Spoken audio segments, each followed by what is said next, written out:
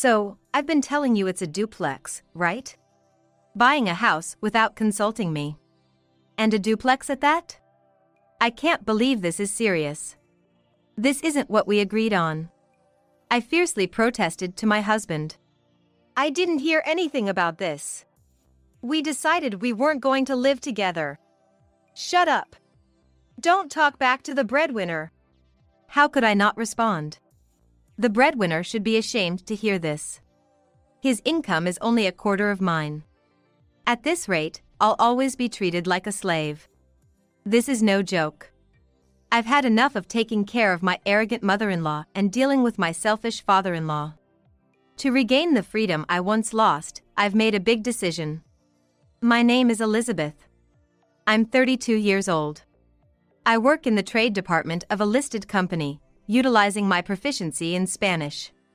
Sometimes I travel back and forth between overseas branches, and honestly, it's very busy. But that's why my salary is much higher than the average for my age. It's a very rewarding job. I've been married to Albert for 2 years now. We met through a college friend who introduced us 3 years ago.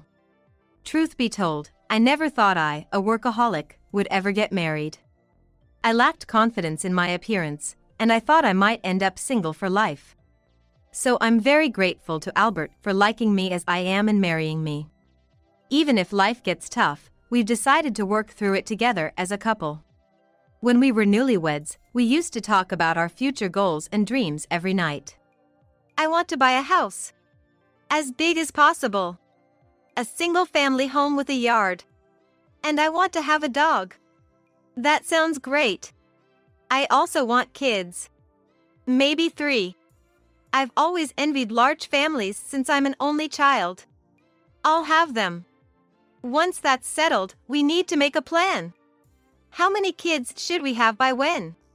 But in reality, it wasn't that simple. We tried, but ultimately, we couldn't have children. I don't regret that we couldn't have kids.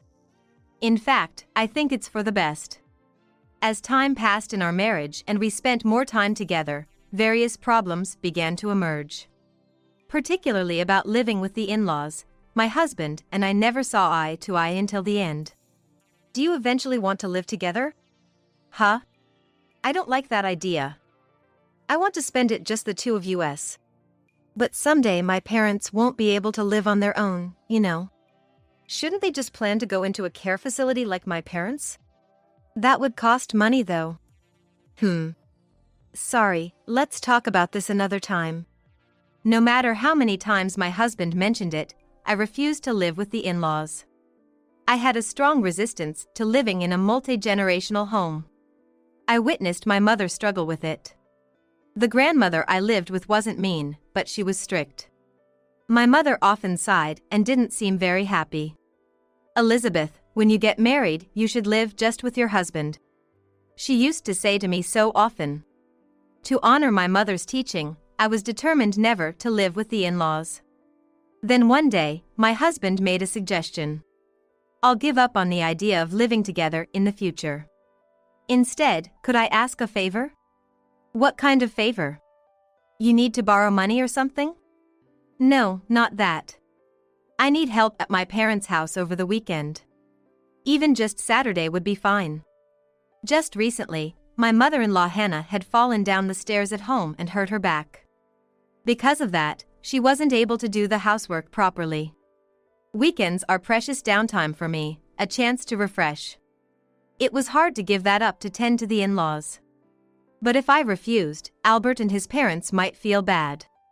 Thinking of this, I agreed to help at my in-laws' house. And I ended up regretting it greatly. My in-laws were some of the most troublesome people I had ever met. Mother-in-law Hannah loved casinos and slots more than meals.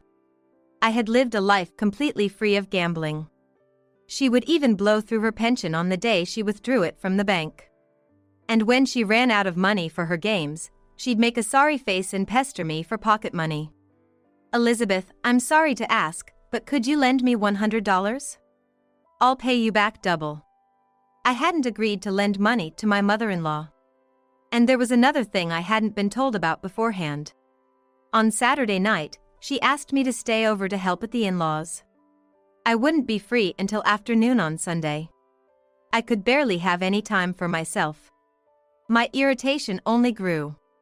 Not once did the money I lent my selfish mother-in-law come back doubled. It was as good as throwing it down the drain. Honestly, giving her the money, knowing this, was a pain. When I brought this up, Albert apologized with a face much like his mother's. My mom taking out loans from shady lenders would be a disaster, right? That's exactly what I want to avoid. So you're saying I should just quietly hand over the allowance? Albert should be the one doing it. Sorry. I really do feel bad about it. My mother-in-law, Hannah, never holds back with me. Once, when dinner was late, I bought some prepared food and set it out. The way Hannah spoke to me then. I can still vividly remember how angry I was that day. Elizabeth, are you trying to make us eat ready-made food? I'm sorry. I just didn't have time to cook today. Ha! Unbelievable. Who do you think you are, acting like that? You're just a daughter-in-law. What's so wrong with setting out prepared food on the table? If they have complaints, I wish they'd at least prepare their own meals first and eat them. When I say that, Hannah glares at me with a displeased look and sighs. As we spend more time together, her attitude just gets worse. Whenever I slightly object, she immediately raises her eyebrows.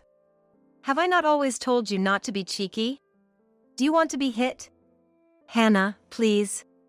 Stop talking like that. You're the one at fault here. Keep talking nonsense, and I might just make Albert divorce you. She thinks threatening me will make me comply.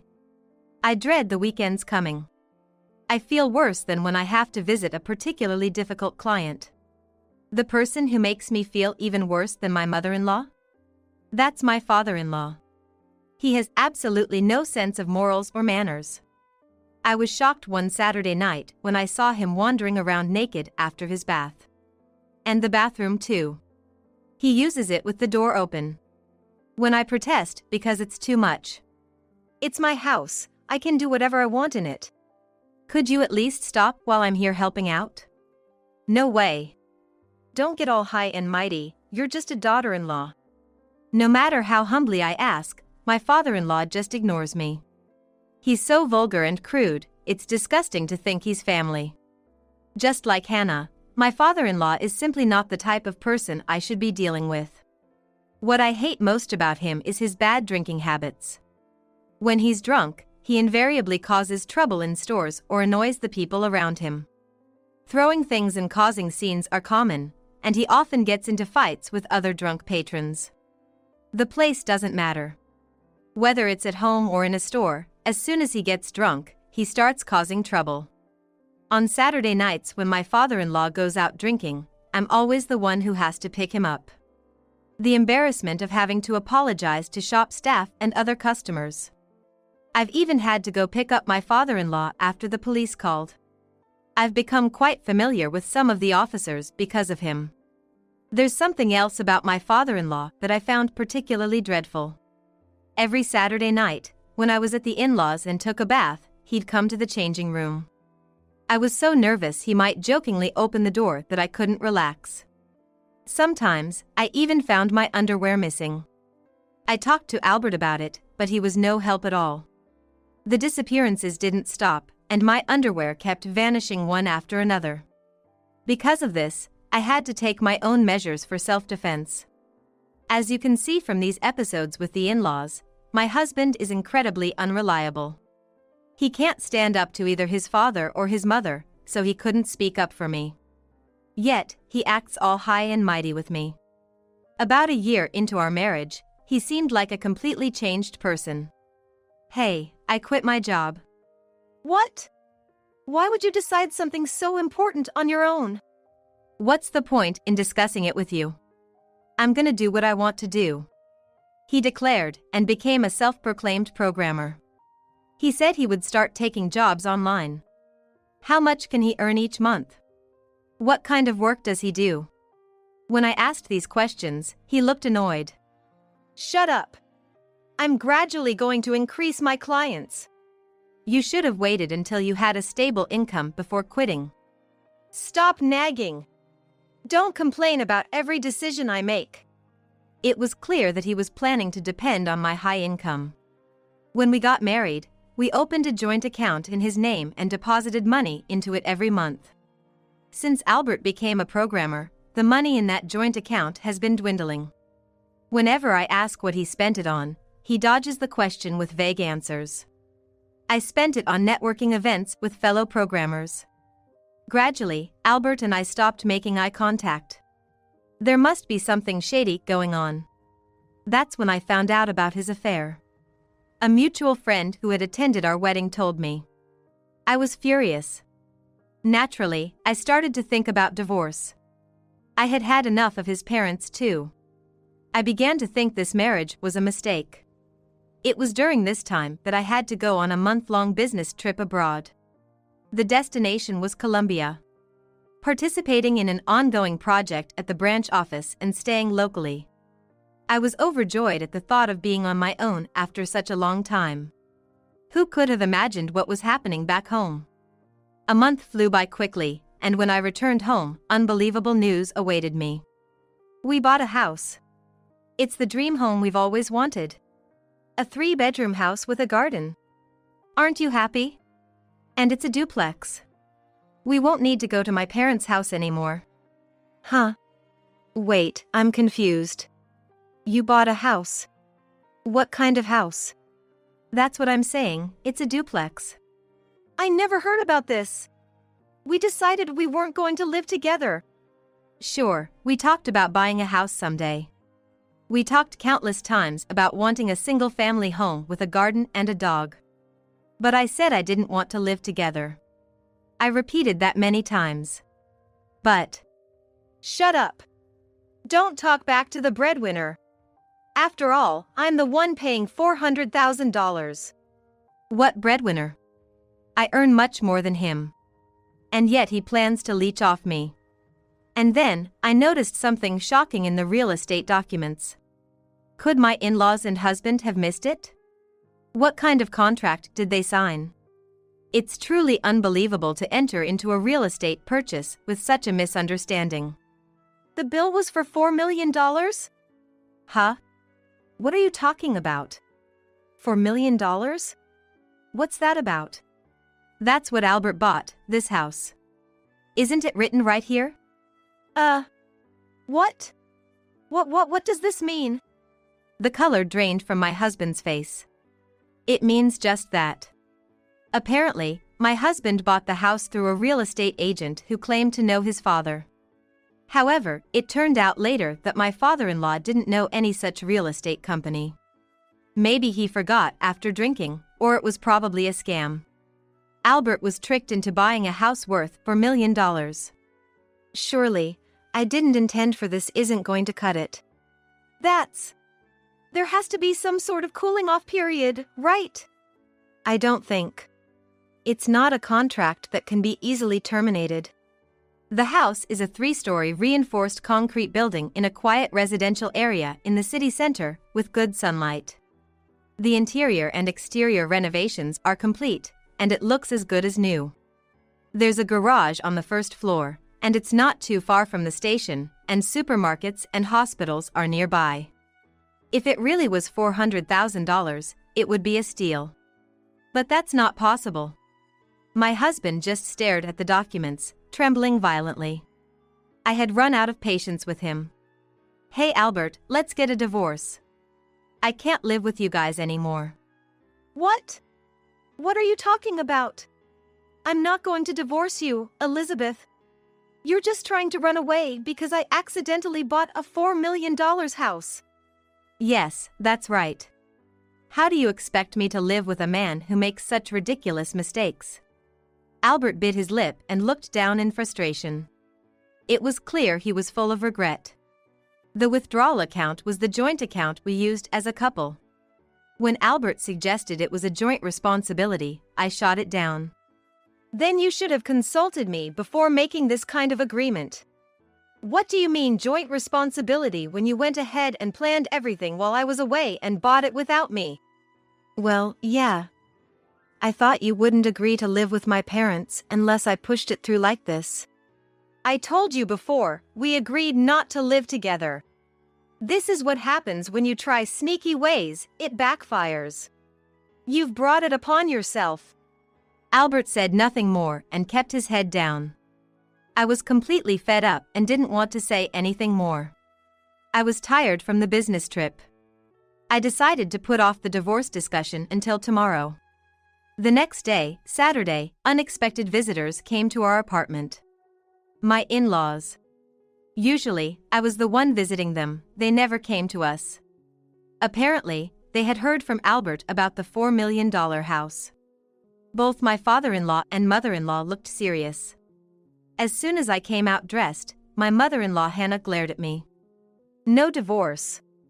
You two are in a huge mess right now, you have to get through this together. Understand? Get through it together? The problem is Albert bought the house without telling me. I did nothing wrong, so please don't drag me into this. Besides, I'm getting a divorce. I shouldn't be saddled with paying for this. What? You're planning to run away because it's inconvenient for you. I won't allow it. Honestly, I've wanted a divorce long before the $4 million issue came up. Both my in-laws and Albert looked puzzled. All three had no clue what I was talking about. I decided it was time to thoroughly explain how much I regretted this marriage.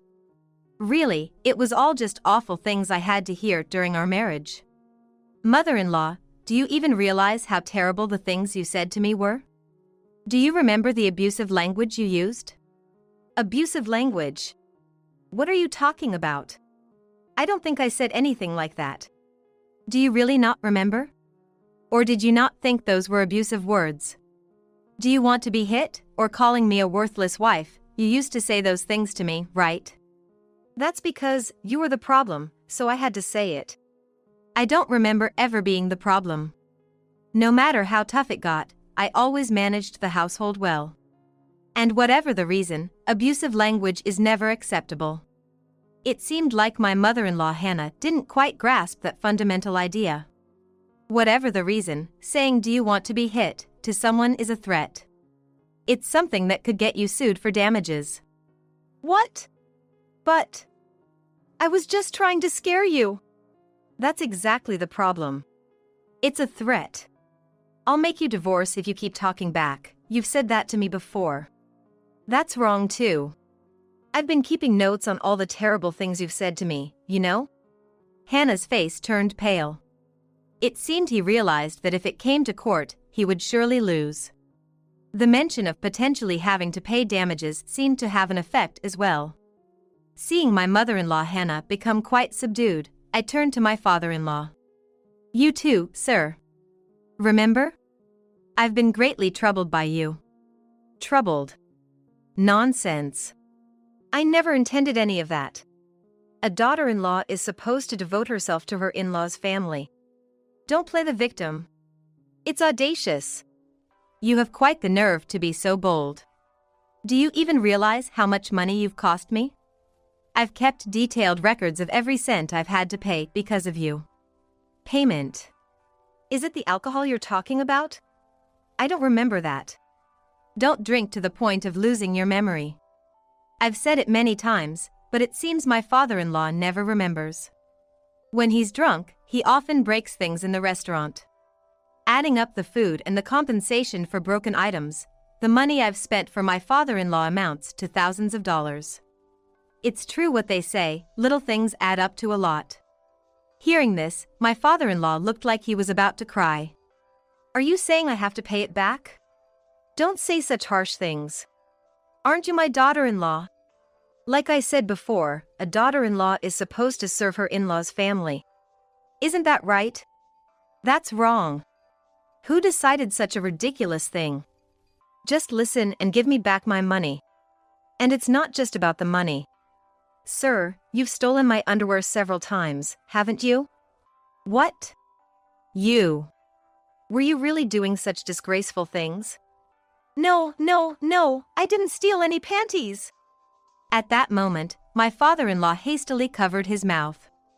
I had only mentioned underwear, not specifically panties. He had dug his own grave. Hannah turned beet red. Unbelievable. Aren't you ashamed of doing such a thing? I'm telling you, I didn't steal them. It must be some mistake. No, it's no mistake.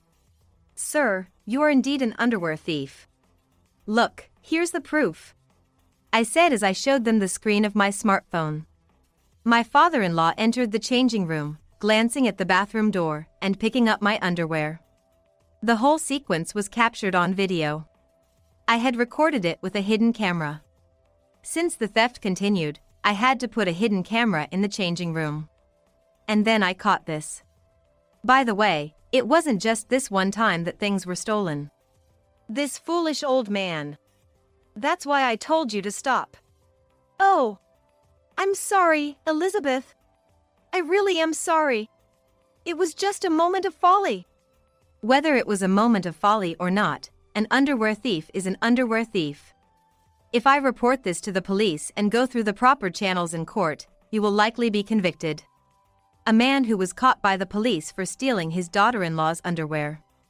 My father-in-law would have to live being pointed at for such a thing. He seemed very averse to this idea, bowing to me repeatedly. Finally, I glared at my uneasy-looking husband. Albert flinched. He was nervous, wondering what would be said next. I glanced at my in-laws and then asked Albert. You heard everything. You understand how miserable your parents made me, right? There's no way I could live with such a family. You wouldn't blame me for wanting a divorce, would you? My parents are sorry. But I am your husband, and spouses are supposed to help each other. Help each other? Is that what you're saying, Albert? You never helped me once while your parents were making my life miserable. You have some nerve saying that. I'm sorry. Albert looked down, remorseful. But no matter how much he apologized now, it was too late. I didn't ease up on him. It's not just that you didn't help me. You also had an affair, didn't you? What? That is... an affair. Albert, did you really cheat? Come on. Apologizing won't fix this. You can't even speak up against your own parents, Albert. And you were thinking about other women while you were married to Elizabeth? His parents criticized him, despite their own faults. But Albert couldn't respond. The affair was a fact. I explained that I had hired a detective agency to investigate his affair. The investigators are professionals. They've got solid evidence of the affair. I'm so sorry. Elizabeth, I truly am sorry. It's too late for apologies now. I'll be asking for alimony for the affair. Should I add the detective agency's fee on top of that? After all, it's as if we have a $4 million debt already, a little more won't matter, right? It can't be okay. Please, have mercy. At that point, I took out what I had prepared. A divorce form. Just in case, I had obtained it from the city hall. I had kept it in my room for a while, but now its time had come. I had already filled out my section. Here. Receive this divorce form now. No, I don't want to. I don't want to divorce you, Elizabeth. Please, let's stay together. If you agree to the divorce, I'll reduce the amount of alimony. How about that? Really? He seemed to start thinking about how he could come out of this with the least loss. However, he seemed unable to come to a decision. He sighed and shook his head.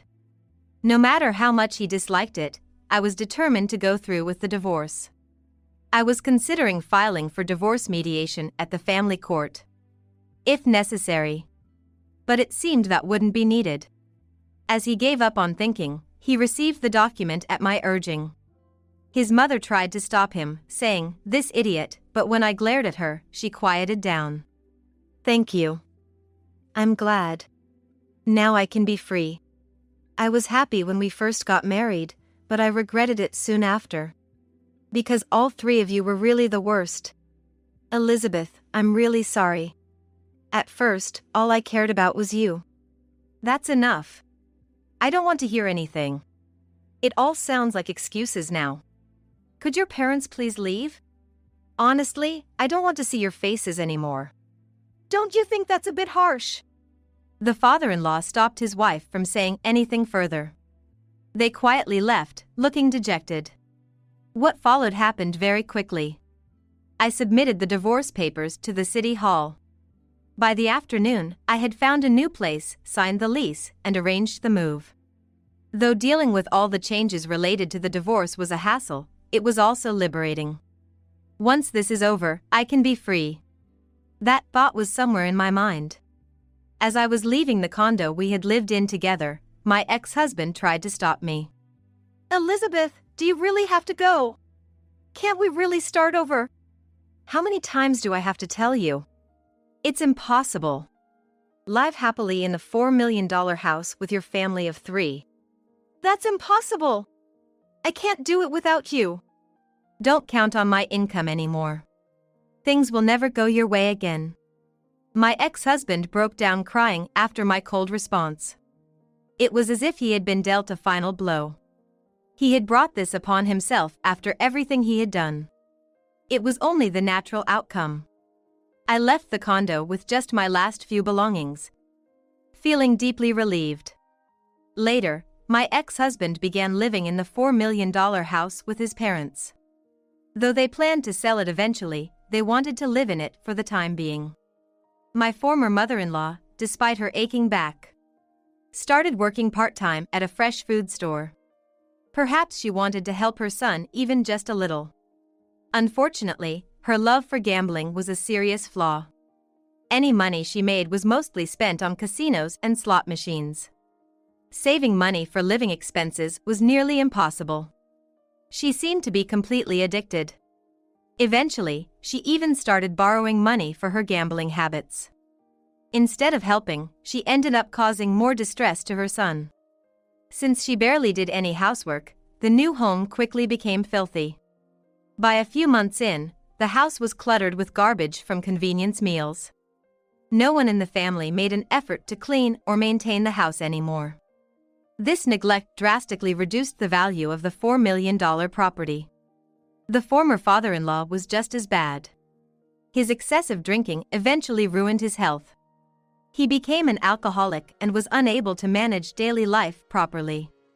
Leaving the father unchecked was not an option. The freelance ex-husband tried to balance working and keeping an eye on his father. However, the father would sneak out of the house whenever he could to get his hands on alcohol. Since he had no money, he often shoplifted at convenience stores. Each time, my ex-husband Albert would have to go pick him up, apologize to the store managers and police, and take his father into custody. He probably grew tired of this daily routine. Eventually, my former father-in-law was placed in a facility. It seems he accepted this willingly, perhaps thinking it was better than continuing to burden his family. Now, my former father-in-law lives in a group home referred by medical professionals, a facility dedicated to those hoping to recover from alcohol addiction. Sadly, neither my former mother-in-law Hannah nor Albert has ever visited him. I can't even imagine how lonely he must feel. It was Albert who told me all about these family matters. He regularly calls me, asking if we can start over, which is a pointless question. I really am reflecting deeply. Please, Elizabeth. Can we start over? No means no. How many times do I need to say it? I'm relieved to be divorced. If you have time to call me, you should work more. Don't you still have a massive loan to pay off? Yes. Did I tell you?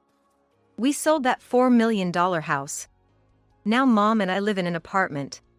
We wanted to sell it for as much as possible, but it didn't even reach $1 million. The house was in terrible condition.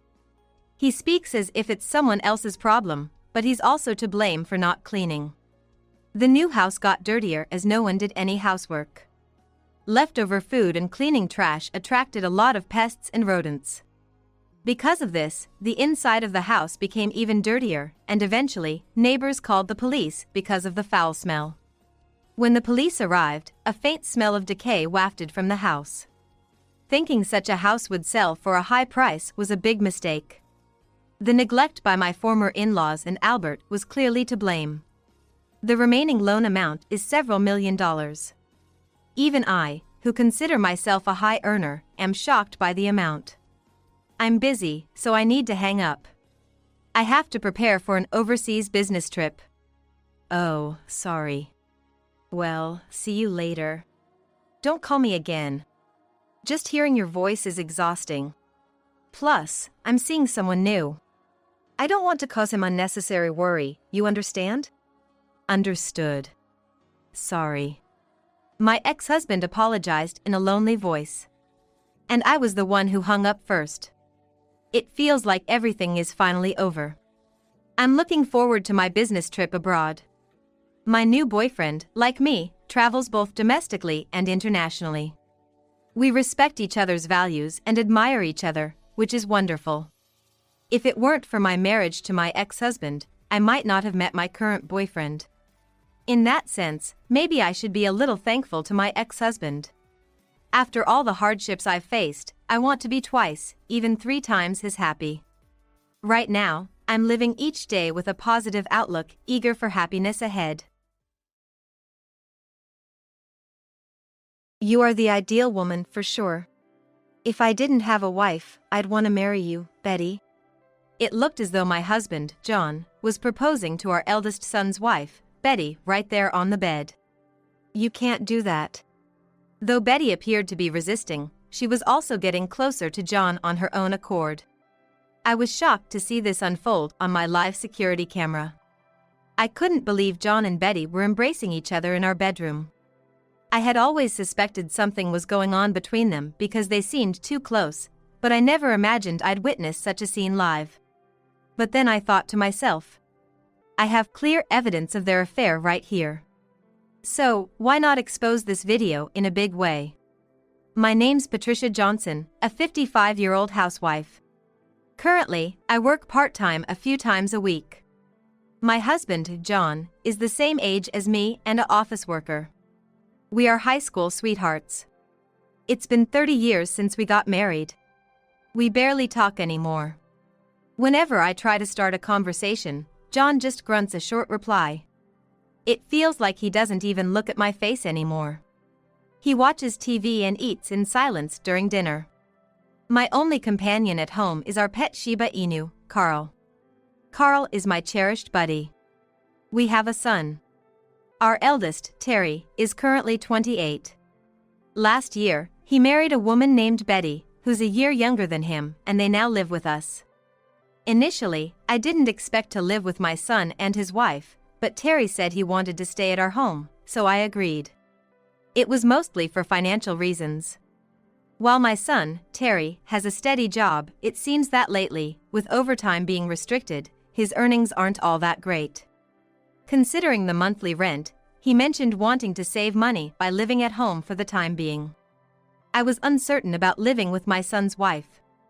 However, even though it's just been the two of us, my relationship with John has been cold for a while.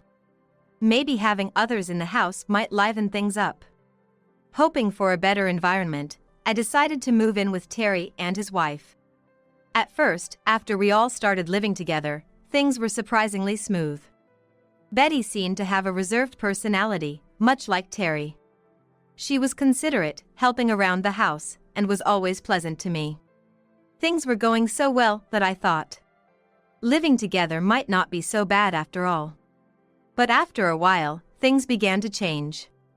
John and Betty seemed to be getting unusually close.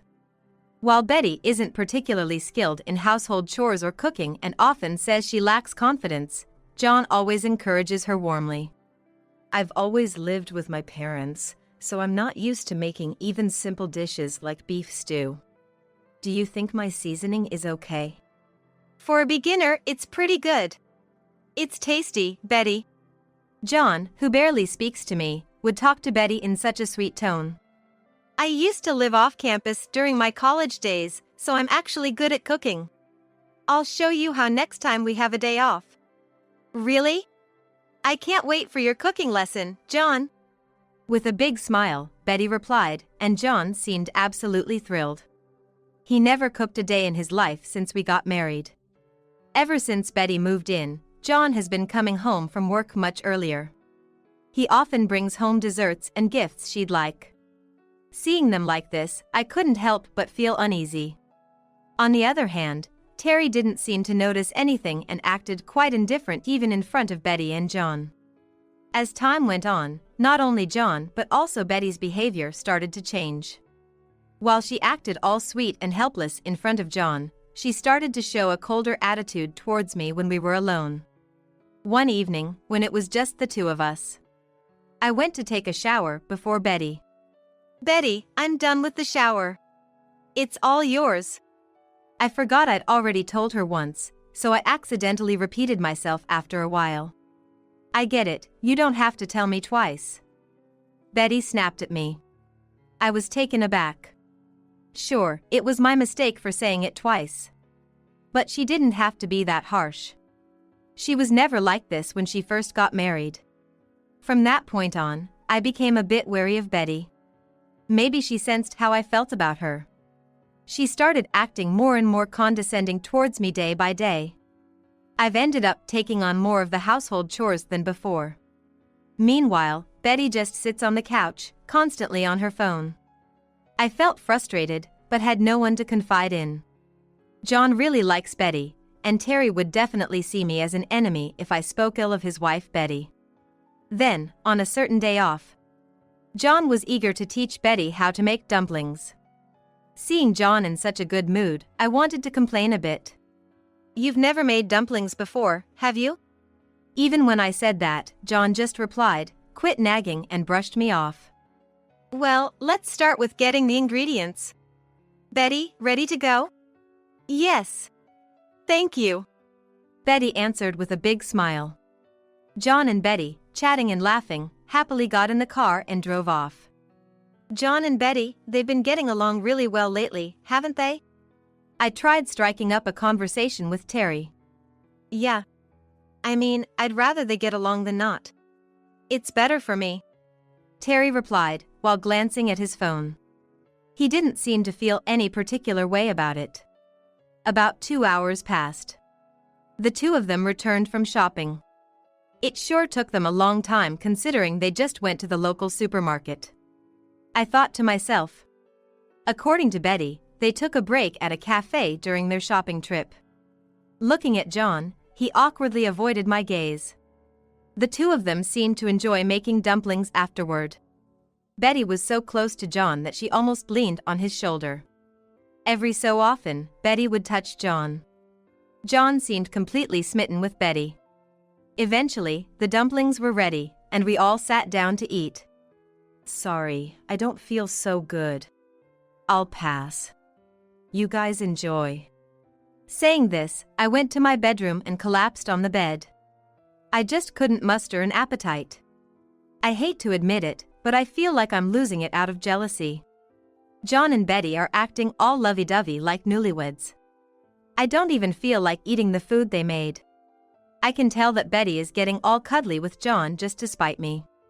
Call it a woman's intuition, I guess.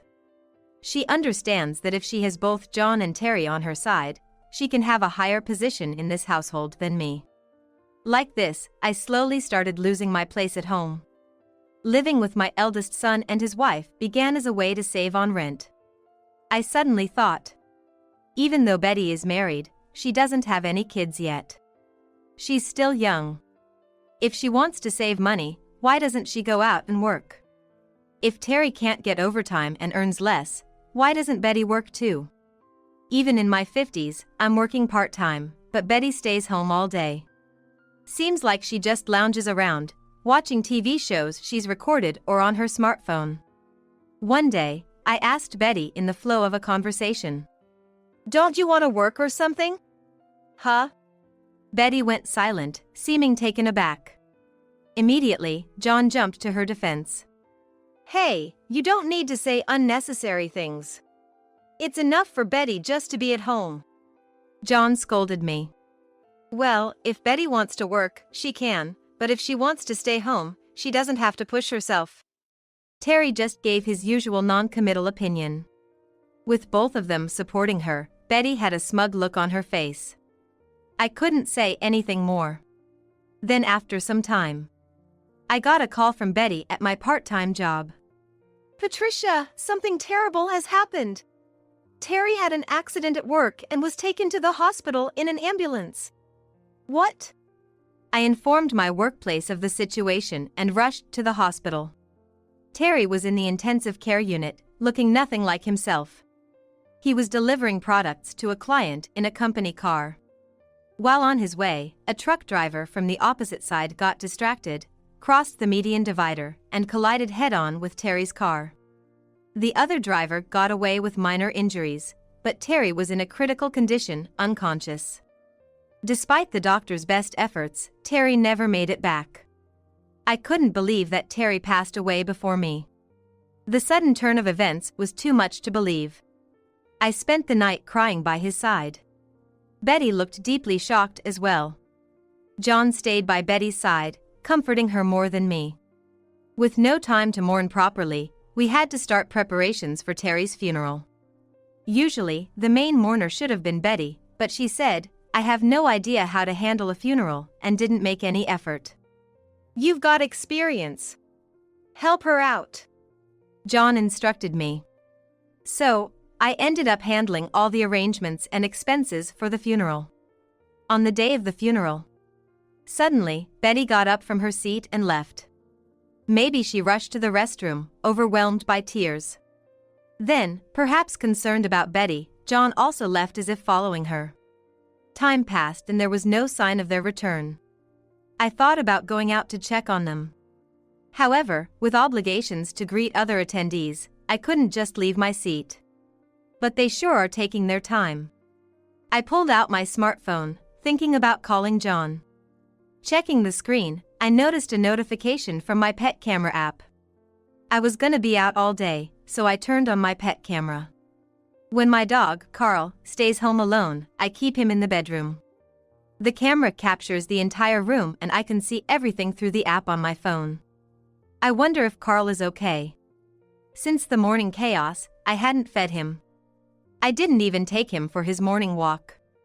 I opened the app to check on Carl in the bedroom.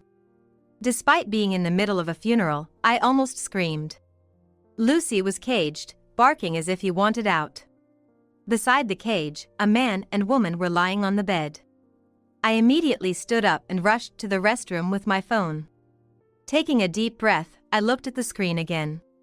It was John and Betty on the bed. They were embracing each other, still in their funeral attire. My mind was spinning. Betty, who had left her seat crying, and John, who seemingly followed her. Why are they in our bedroom? But then again, the funeral venue is just a 5-minute drive from my house. It's not entirely impossible. I stepped outside to check the parking lot. John's car was nowhere to be seen. It seemed they had indeed driven to the house. I locked myself in the restroom again and checked the camera. Carl had stopped barking and I could hear the two talking. John tenderly wiped away Betty's tears, touching her face. Surprisingly, Betty was smiling in response. You really are lovely, Betty. Truly beautiful. John showered her with compliments. Really? That's so sweet of you. Betty seemed genuinely pleased. She had been crying at Terry's funeral just moments ago. You're the ideal woman for me. If I didn't have a wife, I'd want you as mine. John seemed like he was proposing to Betty. No. You can't. Betty showed a bit of resistance, but was also clearly drawn to John. You do remind me of someone, Betty. So much resemblance. Hearing this, I was in shock. John and Betty continued their intimacy on the bed. I couldn't watch any longer. I closed the app. I'm feeling disgusted and not wanting to see any more. When I finally left the restroom in a daze, I managed to get back to my seat. After a while, John and Betty returned to the funeral venue together. Both looked somewhat downcast. Betty's hair was a bit disheveled. To those around, it might have just seemed like a devastated wife, Patricia, breaking down in tears, and a kind father-in-law, comforting her. However, knowing the truth, I was boiling inside. But all I want right now is to get through Terry's funeral. Trying to suppress my anger, I held it together. After the funeral, we finally headed home. John and Betty were seated on the living room couch. I immediately went to the bedroom to get our dog, Carl.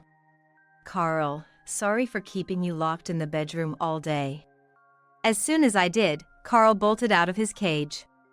He wagged his tail happily at me and then darted into the living room. Hey, what's gotten into you? Ignoring John's attempts to calm him, Carl made a beeline for Betty's feet. Ah! What the heck? Even as Betty shrank back, Carl jumped up at her, barking. The force knocked Betty to the floor. I was stunned by Carl's behavior. He seemed furious with the two of them. Thinking back, I remembered seeing on our pet camera that Carl had been locked inside a cage in the bedroom. That cage was from when Carl was a puppy, and we hardly use it anymore. Because he hates it. John and Betty probably caged him because he'd be in the way when they got intimate. I'm sure they ignored Carl's barking. They might have let him out when they left the room, but Carl must have been upset with them for confining him in that tight space. Hey, Carl, calm down, I'm gonna feed you now, John tried to pacify him. But Carl, showing no interest, bit at John's foot. Carl doesn't particularly like John or Betty, who never take care of him. He probably can't forgive them for locking him in the cage he detests. Ouch! Hey, stop that! Don't come near me! What's with this dog? Is he out of his mind? Betty exclaimed, frightened, as Carl growled and lunged at her feet. I'm the only one who takes care of Carl. Feeding, walking, everything. So, he loves me the most. It seemed like he understood how John and Betty were hurting me and was attacking them on my behalf. Carl was standing up for me. This gave me the push I needed. I had saved all the footage from today's pet camera. Perfect evidence of their affair. I wondered if I could use this somehow. I thought about it for a while. After some time passed, we decided to hold Terry's memorial service at our house. For the service, not only our family and relatives, but also Betty's parents are planning to come. For me, this is a golden opportunity. Everyone gathered in our living room, where the memorial service took place. Afterwards, everyone started chatting loudly around the catered food. When everyone had finished eating, I stood up and began to speak. Thank you all for coming today for Terry's memorial service. I have something I'd like all of you to see today. Everyone became silent and focused on me. John and Betty looked stunned as I was bringing up something unexpected. I closed the shutters of the living room and turned off the lights. Even though it was daytime, the room went pitch dark. I pressed the remote for the projector I had prepared in advance. This projector was something John had bought a while ago, saying, "It's like watching movies at home." Although, he hadn't used it much recently. On the wall of the dim room, a large video started playing. It showed John and Betty on a bed, flirting in funeral attire. Thanks to the projector, they were almost life-sized. Their intimate interaction was broadcasted loudly. Hey, what the hell is this? Wait, what's going on? Why? John and Betty were completely shocked. They were panicking. The audience started murmuring things like, "Oh my God. What's this?" and "Seriously." John and Betty, in their distress, stood up trying to block the screen from view. Both of you, sit down. You're in the way. I shouted at them loudly. The video continued to show their passionate embrace. Betty, this can't be real. What is this about? Betty's parents stared at her with a twisted expression. Ladies and gentlemen, this footage was captured by a pet camera I had set up in our bedroom. Hearing this, John muttered, "Damn it." He probably had forgotten about the camera there. If you look at the date and time at the bottom of the screen, these two snuck out of Terry's funeral service, drove back, and did this in our bedroom. Hearing this, everyone gasped and exclaimed, "No way," and "I can't believe it." Hold on, there's a reason for this. I was really sad about Terry's death and was crying. John came to comfort me, and it kinda just happened. At that moment, the video reached a scene where she said, "I've actually liked you for a while," to John. I paused the video at that point. Did you hear that, everyone? Not only my husband, but it seems Betty was pretty into it too. Betty's face turned bright red from embarrassment. I pressed the play button again. While Terry's death was shocking, I always felt something was missing. I actually prefer men who shower me with compliments. So maybe I prefer you over Terry. Betty's voice played loudly, and everyone glared at her. There are such terrible women in this world. Ugh, it's sickening, I said, shuddering. Betty, I never knew you could stoop so low. It's truly pitiful. That's right. I can't believe she's our daughter. What an embarrassment. Betty was scolded by her parents and broke down in tears. Then, John's voice could be heard from the video. You are truly the ideal woman. If I didn't have a wife, I'd want you as mine. Seems I'm just in the way for my husband. There's nothing sadder than that. Everyone gave John disapproving looks, and he cast his gaze downward in shame. I feel so bad for Patricia. Who knew John was such a terrible person? John received cold stares from all the women present and was sweating profusely. Then John's voice was heard again from the video. You really does resemble my first love. I pressed the pause button again. Everyone, Betty looks just like my husband's first love. But that's no excuse for him to make a move on his son's wife. John's face turned pale. I know about my husband's first love. We were high school classmates. I had a friend who had an older sister named Sophia. That Sophia was my husband's first crush. Well, it was just a one-sided love though. John looked embarrassed as I revealed his past. I paused the video and displayed a photo on the screen. This is my husband's first love. The screen displayed a graduation photo of a young girl. A girl with neat braids. It was Sophia from her high school days. Upon close examination, there was a certain resemblance to Betty. And guess what? We have Sophia here with us today. Please welcome Sophia. What? John was so shocked that he couldn't close his open mouth. I turned on the lights, and the room brightened instantly. Suddenly, a middle-aged woman energetically entered the room. This was Sophia, John's first love. I knew Sophia's younger sister and had her contact, so after explaining the situation, Sophia said she'd love to meet John. Hey, long time no see. John, how've you been? As she said this in a loud voice, the large woman stood before John. The current Sophia was quite plump, reminiscent of a female wrestler. She looked nothing like she did in high school. Her voice was hoarse, probably from drinking. John was frozen in shock. Sophia. You mean you liked me that much, John? I had no idea. Why didn't you tell me? Sophia, now a bold character, made a grand entrance and left John dumbfounded.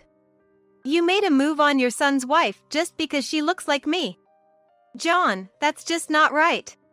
Sophia said this and playfully slapped John's shirt. He staggered from the impact. Hey, I'm divorced and single. I run a bar now. Why not join me? John was forcibly hugged and swayed by Sophia. No, I'm married, you know. But Patricia already gave me the green light. She said she'd hand you over any time. Hearing this, John looked at me.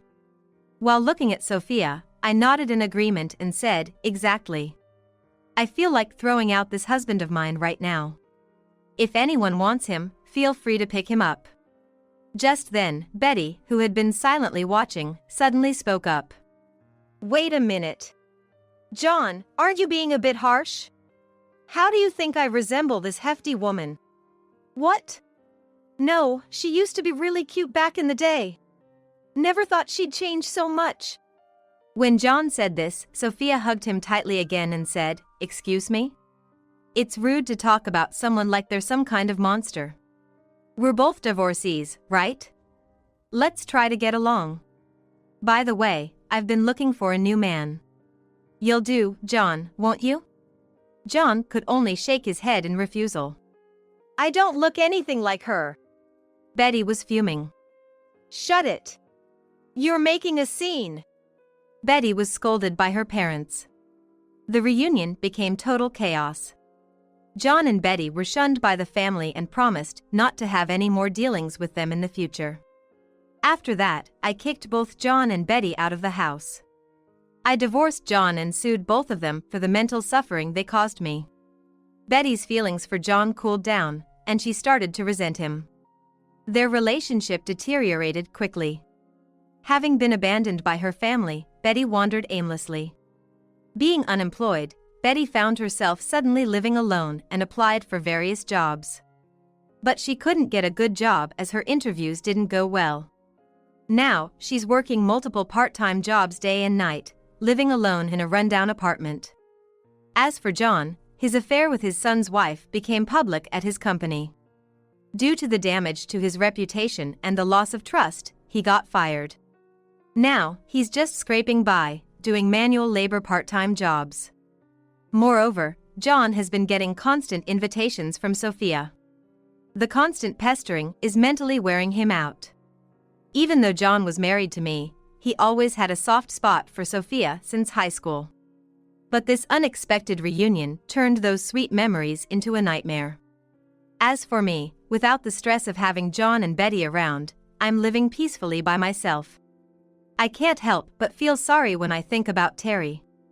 But if I keep being down about it, Terry won't be happy either. I've continued my part-time job and started a home garden, making sure to stay active. And, most importantly, I have my buddy, Carl. Going for walks with Carl is the happiest time of my day. I hope to continue living fulfilling days in this house. Huh? Charles is on a business trip too. I've heard Charles is out of town for work. I haven't heard anything about his trip getting shorter. The lights have been on every night, though. Neighbor gave a puzzled look. Things got a bit awkward between the two of us, but the neighbor just went back to their house. I wonder what's going on. Charles was supposed to be on a business trip for a week, and it doesn't make sense for him to be home without letting me know. As I thought about it, I came up with a possible explanation. So, I called Linda, my mother-in-law, and made a suggestion. Can you and your husband come over to our house secretly? Charles's birthday is coming up soon, and I want to surprise him. Linda replied. Of course, honey. A surprise sounds so thrilling. We'll head over shortly, just hang tight for us. With that, she hung up. All right. Things are about to get interesting.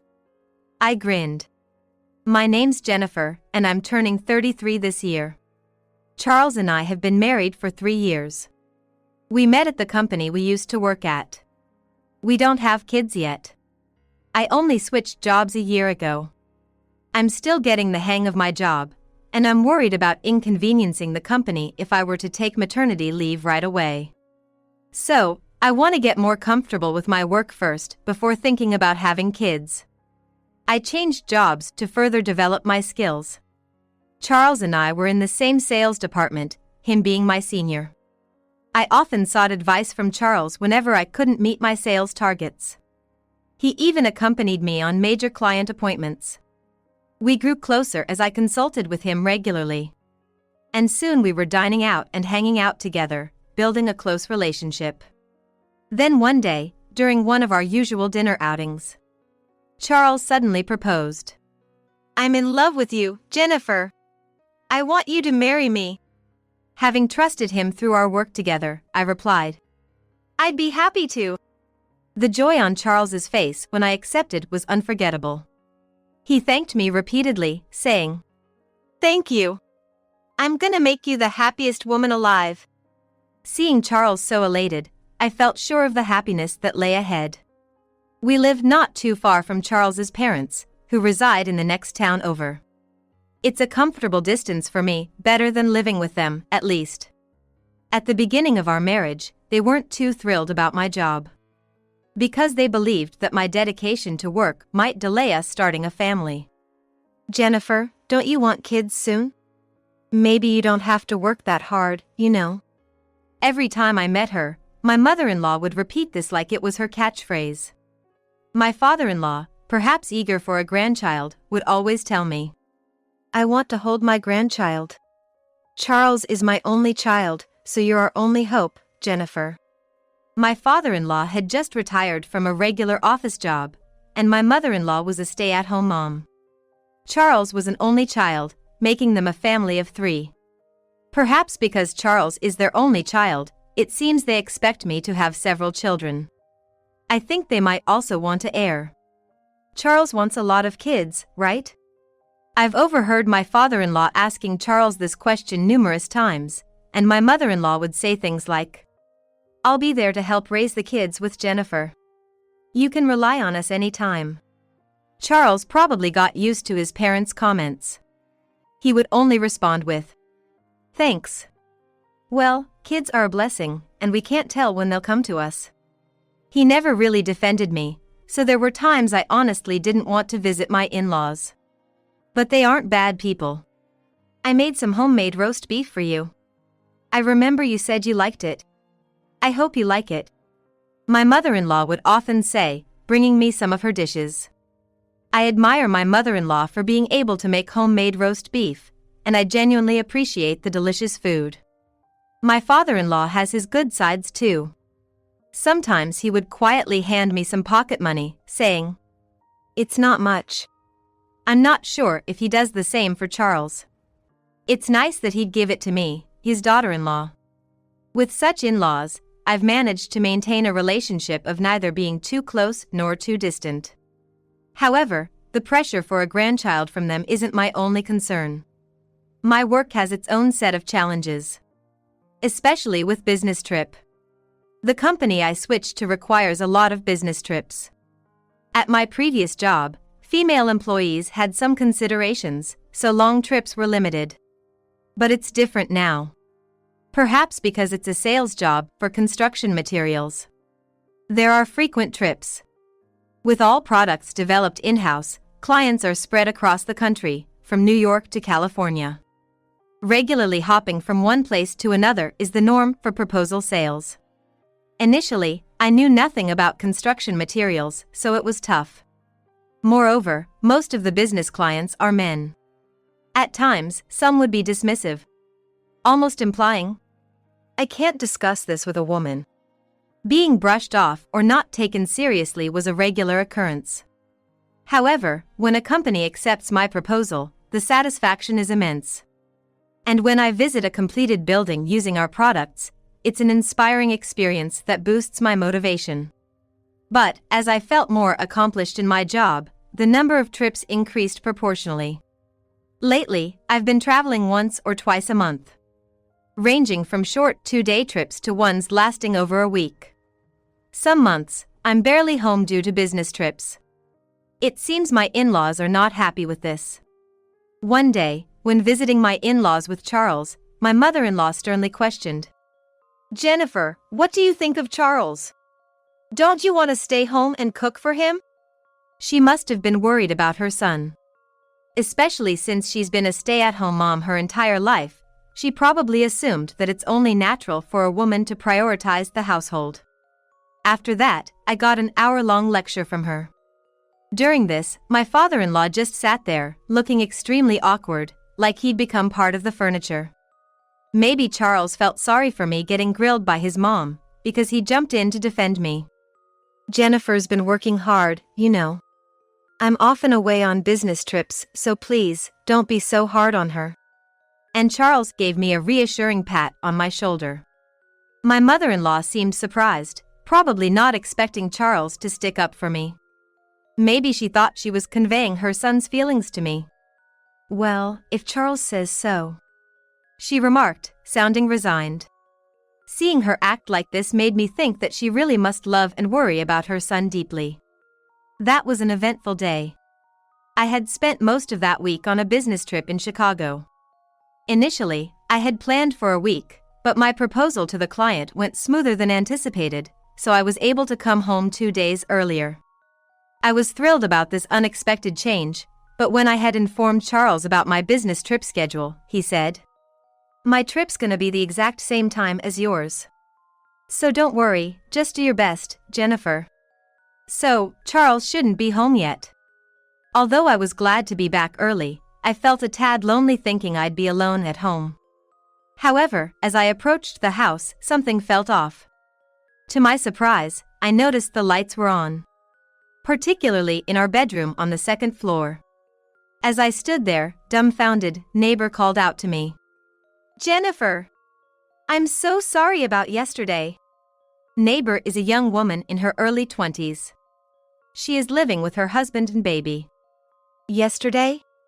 What happened? I was caught off guard and must have looked puzzled. Neither Charles nor I were home yesterday, so there's no reason for her to apologize. Then the neighbor started explaining. For the past few days, my baby has been crying a lot during the night. You must have heard it, right? I was worried that we might have disturbed your sleep. She looked genuinely apologetic and concerned. However, I thought there must be some misunderstanding. Huh? Charles is on a trip. I had heard from Charles that he was away, and he hadn't mentioned anything about returning early. Really? The lights were on every night. I think they've been on every night for the past week. Sometimes, when my baby is crying at night, I carry him out to the balcony to soothe him. Our balcony faces your house directly, so I thought maybe you haven't been on business trips lately. Neighbor looked surprised. It created an awkward atmosphere between us, but then neighbor was called by her child from inside her house and went straight back home. What's going on? I was increasingly puzzled. Charles was supposed to be on a business trip this week. It's impossible for him to be home without notifying me. The reason I think so is that Charles can't cook at all. In the past, I would prepare a lot of meals in advance and freeze them. If I didn't get the food ready to just microwave, Charles wouldn't be able to eat. Suddenly, I wondered if he might have gone back to his parents' place. I decided to call Linda, my mother-in-law, to check. Hey Linda, has Charles been coming over for dinner all this week? I asked as soon as she picked up the phone. No, he hasn't been here. Linda replied with a surprised tone. That's strange. If he didn't go back home, what was he doing for dinner? As I thought about it, one reason came to mind. Then, I made a suggestion to Linda on the phone. Can you and your husband secretly come over? Charles's birthday is coming up soon, and I want to surprise him. Linda replied. Of course, honey. A surprise sounds so thrilling. We'll head over shortly, just hang tight for us. I knew she wouldn't hesitate to come. She's the kind of person who doesn't think too deeply about things. All right, this is gonna be exciting. I grinned slightly. Jennifer, we are here. About 15 minutes later, my mother-in-law came, bringing along my father-in-law. They both must really love their adorable son, Charles. Perhaps it's because I mentioned a surprise for Charles beforehand, but they had such excited expressions on their faces. What's the surprise gonna be? My father-in-law asked me with a slightly playful tone. Charles thinks I'm still on a business trip and haven't come home yet. He must be feeling lonely by himself right now. So, I thought we could all sneak into the house and give Charles a little surprise.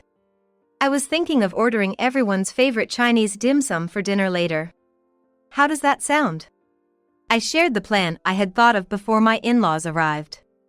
Of course, I have a different motive, and there's a hidden agenda to the plan I shared with them. However, it doesn't seem like my in-laws suspect my surprise plan at all. Sounds fun! Everyone loves Chinese, so let's order the premium stuff. It'll be on me. My father-in-law said with a sudden smile. Should we also get some wine later? Charles will surely be surprised. My mother-in-law seemed genuinely pleased. Seeing my in-laws so genuinely joyful made me feel a bit guilty. Thinking about what might happen next, which could steal away their smiles, made me feel a bit uneasy. However, I managed to suppress those feelings and, without showing any emotion on my face, said, Shall we go then? From here on, it's a surprise, so please be quiet, both of you. I then quietly unlocked the door and we all entered. There was no light in the entrance, but the outside brightness made things somewhat visible. That's when I noticed. As I had suspected, a pair of red high heels that weren't mine, neatly placed side by side. At that moment, my face went blank, but my in-laws didn't notice. When I glanced at their faces, they still seemed thrilled. They were probably imagining Charles's surprised face, unable to hide their smiles.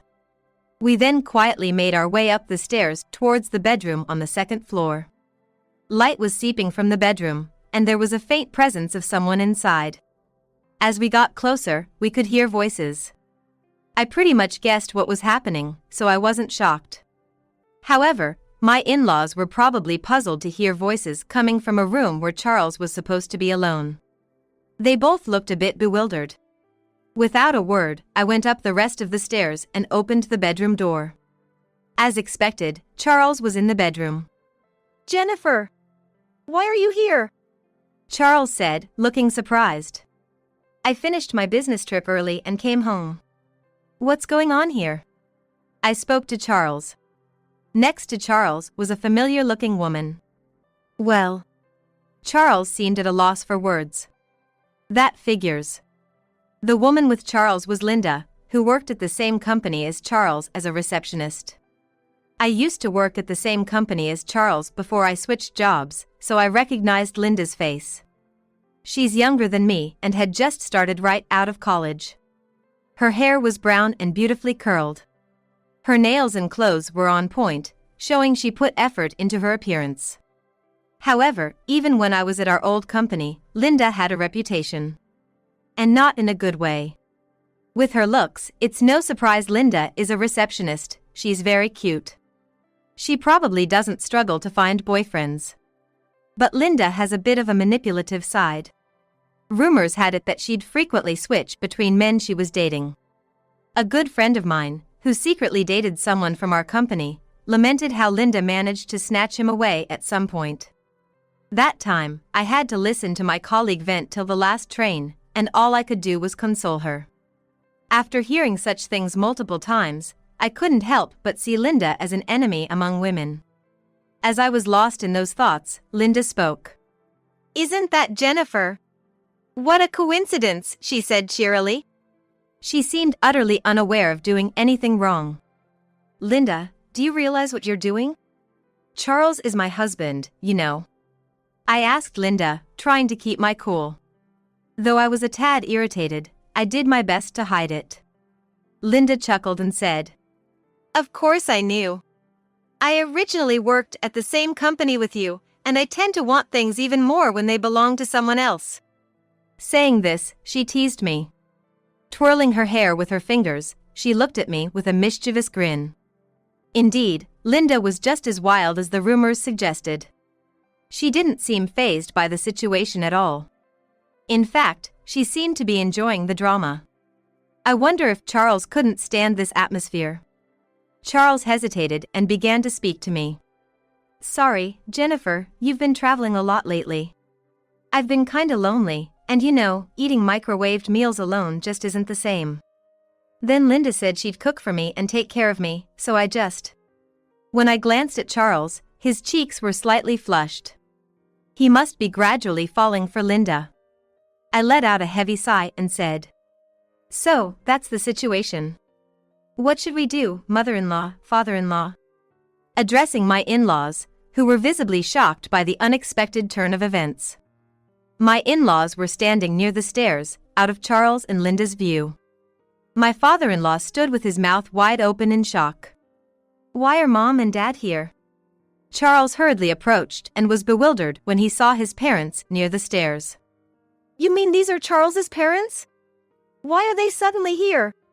Even Linda seemed taken aback. She probably hadn't expected not only me, but also his parents to be present.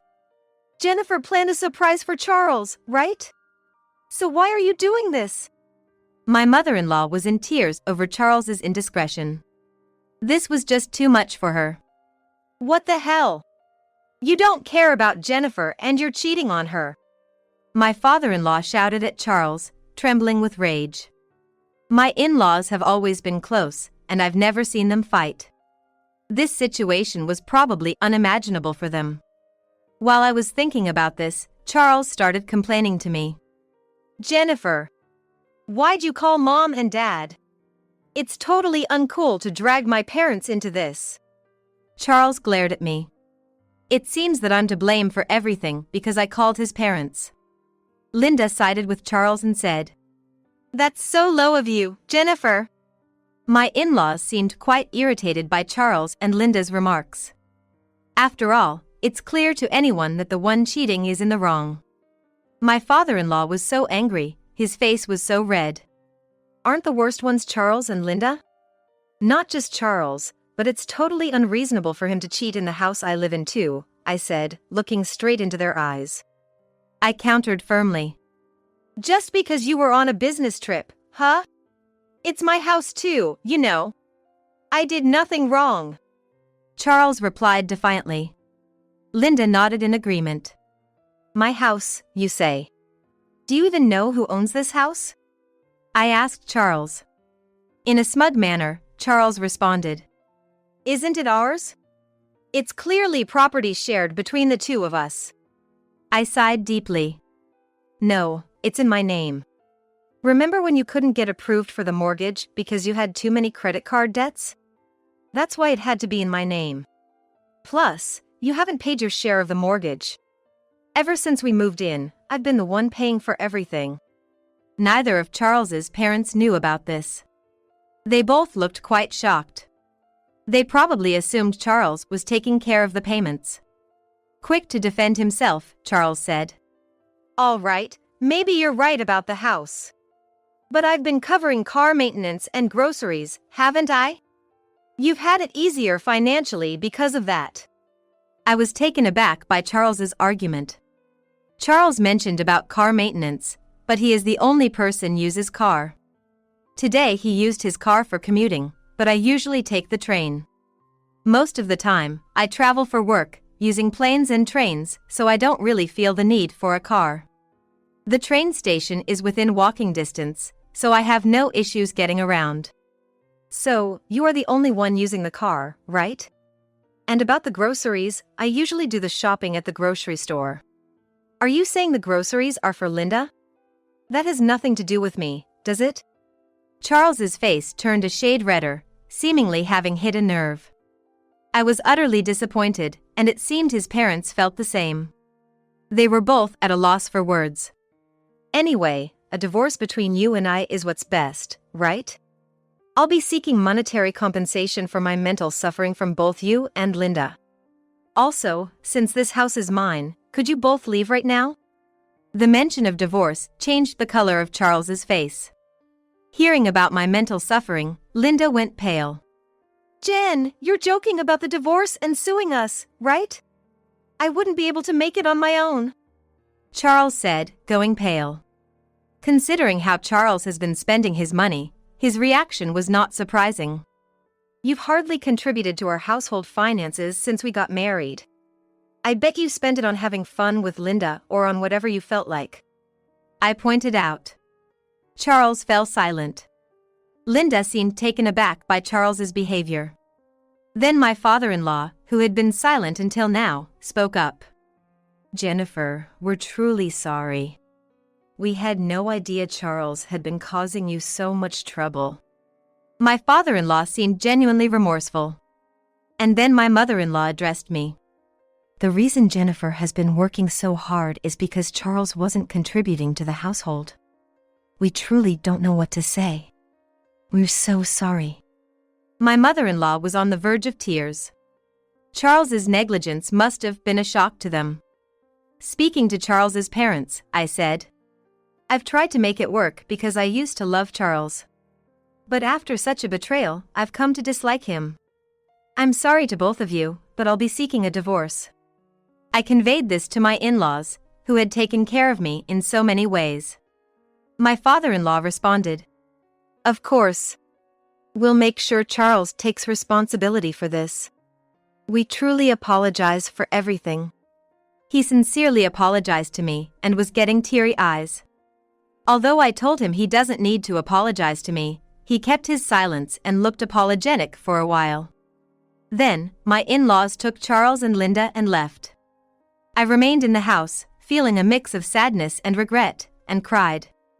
Later on, the divorce went through smoothly.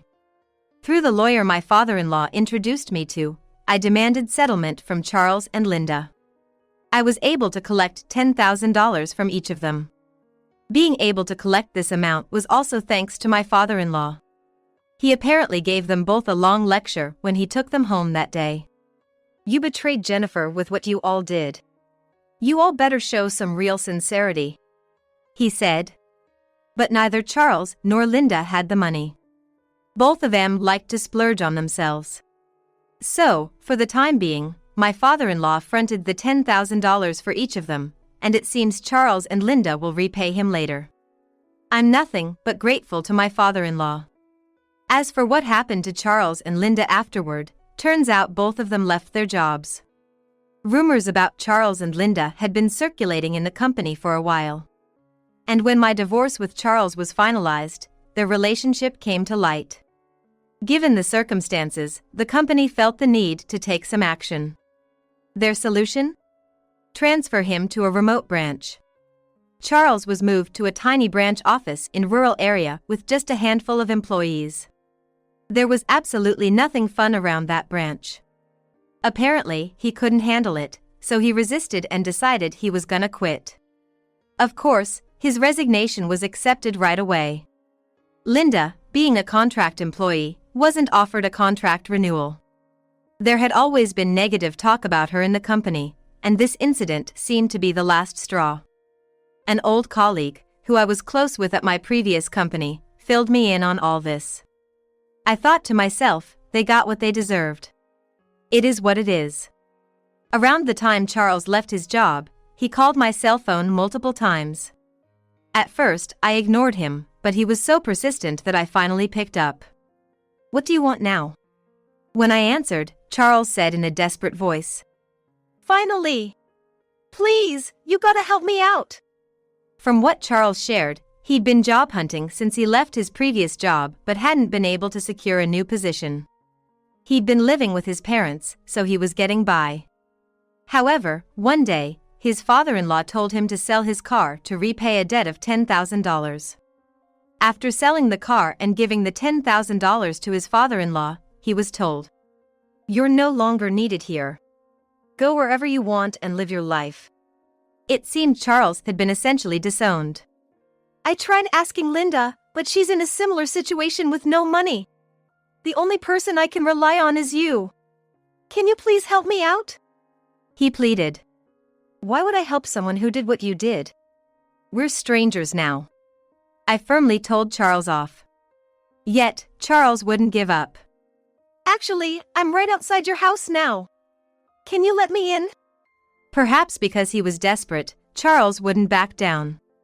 So, I calmly told him. Someone else is living in that house now, you know? I've moved away and live somewhere completely different. In fact, I'd rented that house to someone else. The rent was covering the mortgage, so it's breaking even for now. Well, Charles must have been really shocked, as his voice trailed off towards the end. I don't think we'll ever see each other again, so, goodbye. I told Charles that and hung up the phone without waiting for a response. Then, I immediately blocked Charles's number. 3 years have passed since then. I'm as busy as ever. However, one major thing has changed. That's having a child. Turns out, I met someone new after that and got remarried, giving birth to a healthy baby boy. I love my husband, he's really sweet, but oh boy, my child is just adorable. Right now, I'm on parental leave, taking care of my child every day. Of course, I absolutely love the hustle and bustle of work. That's never gonna change. But the cuteness of my own child? That's unbeatable. Even though every day is super hectic, I'm looking forward to spending fun times with my family.